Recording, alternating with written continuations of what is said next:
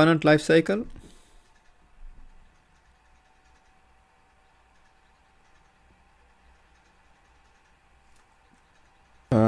Component lifecycle. This is related to developing components. When developing components, you focus on developing code to handle the business logic, not to integrate the component with Mule. For example, if you are developing a component that adds customer data to an invoice, you focus on writing code that queries the customer database and updates the invoice as needed. You do not have to write any special code to handle the message that's passed to the component or to integrate with Mule, as all integration is handled through configuration. You can develop the component as a POJO or as a web service using popular container such as Spring, EJB or Plexus.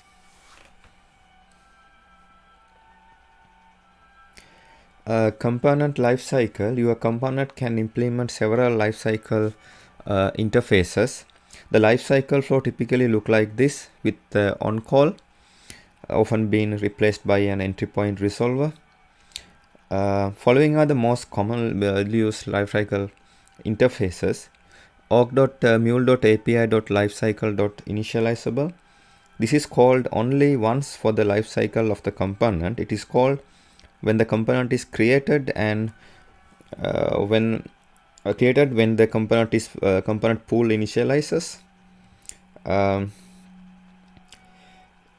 With the interface initializable, the initializable is a lifecycle interface that gets called at the initialize lifecycle stage of the implementing service.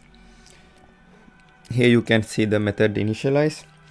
The method is used to perform any initialization work. If a fatal error occurs during initialization, an initialization exception should be thrown, causing the Mule instance to shut down. If the error is recoverable, say by retrying to connect, a recoverable exception should be thrown. There is no guarantee that by throwing a recoverable exception that the Mule instance will not shut down. org.mule.api.lifecycle.startable. This is called when the component is started. This happens once when the service starts and whenever the component is stopped and started either through the API or JMX. The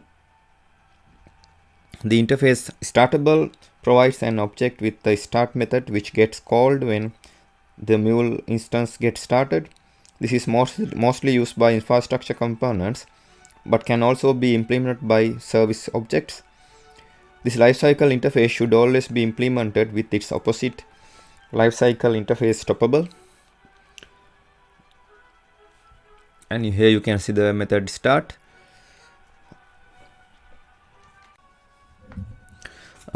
Here you can see the interface org.mule.api.lifecycle.callable. Callable is used to provide service with an interface that supports the event calls. Components do not have to implement this interface. Through the on-call method provides an example lifecycle method that is executed when the event is received for the implementing service. Here you can see on-call method passes the event to the listener.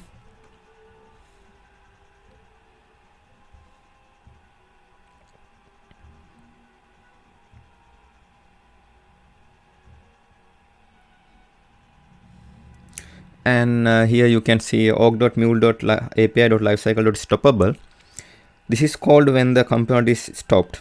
This happens when the server stops, so whenever the component is stopped either through the API or JMX. With the interface stoppable is a lifecycle interface that introduces a stop method to an object. This lifecycle interface should always be implemented with its opposite lifecycle interface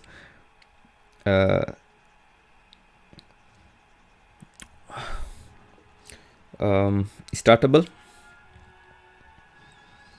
org.mule.api.lifecycle.disposable. This is called when the component is disposed. This is called once the server shuts down. And with the interface disposable is a lifecycle interface that gets called at the dispose lifecycle stage of the implementing service as a service is being destroyed. You can see the dispose method here, a lifecycle method where implementer should free up any resources. If an exception is thrown, it should just be logged and processing should continue. This method should not throw runtime exceptions.